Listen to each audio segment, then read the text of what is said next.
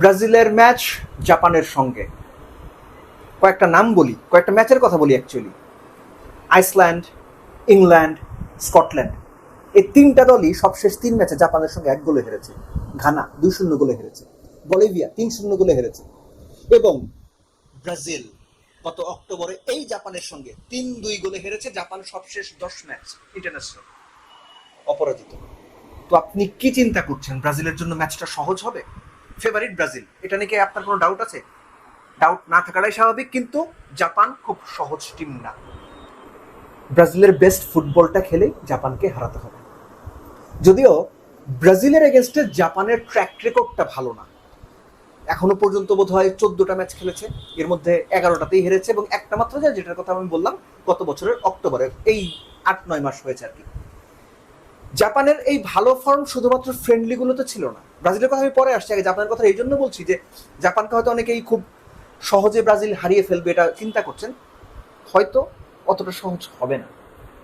নেদারল্যান্ডসের সঙ্গে পিছিয়ে পড়েও ড্র করা, টিউনিশিয়াকে 4 গোল দেওয়া, সুইডেনের সঙ্গে ড্র করা, জাপান পারফর্ম করেই ওই গ্রুপ থেকে, যেখানে দুটো ইউরোপিয়ান টপ টিম ছিল, নেদারল্যান্ডস এবং সুইডেন, সেখান থেকে গ্রুপে দ্বিতীয় হয়ে রাউন্ড অফ 32 এসেছে। জাপান ওই রেসপেক্টটা ডিজার্ভ করে। আর ব্রাজিলের যে বিষয়টা, প্রথম ম্যাচের পর পরপর 2 ম্যাচে ব্রাজিলের পারফরমেন্স খুব ভালো ছিল। মনে হয়েছে ব্রাজিল টিম অনেক শার্প পারফরমেন্স করছে, অনেক ফ্লুইড ছিল খেলা। মিডফিল্ড, উইং, ফরওয়ার্ডদের যে ট্রাইয়ান কম্বিনেশন, এই কম্বিনেশনটা খুব ভালো ছিল, এবং স্কোরাররা স্কোর করেছেন, যাদের স্কোর করার কথা তারাই করেছেন। ভিনিসিয়াস জুনিয়র এক্সেপশনালি ভালো খেলেছেন, এবং একই সঙ্গে সময়ের সঙ্গে সঙ্গে ব্রাজিলের মিডফিল্ড, স্পেসিফিক্যালি পাকেতা এবং ব্রুনো গুমেরেস, তারা রিদমটা ফিরে পেয়েছে। এই রিদমটা ব্রাজিলের ফেরাটা দরকার ছিল। রাফিনিয়া তার ইনজুরির কারণে রায়ান জায়গা পেয়েছেন, রায়ান রাইট দুর্দান্ত পারফর্ম করেছেন, খুবই ভালো লেগেছে দেখতে। এবং আর্গুয়েবলি, আমি এর আগেও বলেছি, এখনো বলছি, যে ওয়ার্ল্ড ফুটবলের অন্যতম সেরা 2 সেন্টার ব্যাক পেয়ার গ্যাব্রিয়েল এবং মার্কিনিয়াস ব্রাজিলের দলে।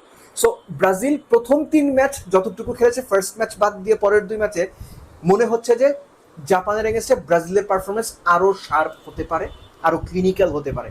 আর জাপান যদি ব্রাজিলকে হারাতে যায়, তারা নর্মাল যে ফরমেশনগুলোতে খেলে 3-4-2-1, 3জন সেন্ট্রাল ডিফেন্ডার নিয়ে, সেই ফরমেশনেই যাবে নাকি অন্য কোনো ফরমেশনে যাবে, এটা দেখার জন্য আমাদের ওয়েট করতে হবে। ঠিক একইভাবে ব্রাজিলের সিঙ্গেল পিভট ক্যাসেমিরোকে রেখে ব্রুনো গোমেরেস এবং লুকাস পাকেতাকে নাম্বার 8 এবং নাম্বার 10 রোল দিয়ে, ডান পাশে রায়ান, বাম পাশে ভিনিসিয়াস জুনিয়র এবং ম্যাথিয়াস কুনিয়া, যেটা আমি প্রথম ম্যাচের পরে বলেছিলাম, যদি আমার ভিডিও আপনারা বা আলোচনা শুনে থাকেন, যে ম্যাথিয়াস কুনিয়াকে অবশ্যই খেলানো উচিত এবং নাম্বার 9 পজিশনে খেলানো উচিত। কেননা এই ভদ্রলোক number 9, number 10, number 7, number 8, left right wing, he plays everywhere, he plays everywhere.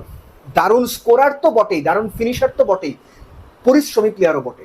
So ব্রাজিলের এই টিমটা নিয়ে আলোচনা কম। আপনি এখন পর্যন্ত যদি বিশ্বকাপের চ্যাম্পিয়ন হবার ফেভারিট যে লিস্ট, সুপার কম্পিউটাররা বলছে 18.66% সম্ভাবনা ফ্রান্স চ্যাম্পিয়ন হবে, 16.26% সম্ভাবনা আর্জেন্টিনা চ্যাম্পিয়ন হবে, 13 সম্ভাবনা হচ্ছে স্পেন চ্যাম্পিয়ন হবে। ব্রাজিল কিন্তু এই লিস্টে নেই। চতুর্থতে আসতে হচ্ছে ইংল্যান্ড, 9 সম্ভাবনা। কিন্তু ব্রাজিল প্রথম 3 ম্যাচ যেভাবে খেলে রাউন্ড অফ 32-তে এসেছে, সময়ের সঙ্গে সঙ্গে ব্রাজিল তাদের খেলার ওই শার্পনেসটা বাড়িয়েছে। জাপানের বিপক্ষেও সেই শার্পনেসটাই প্রবাবলি দেখতে চাইব। লাস্টলি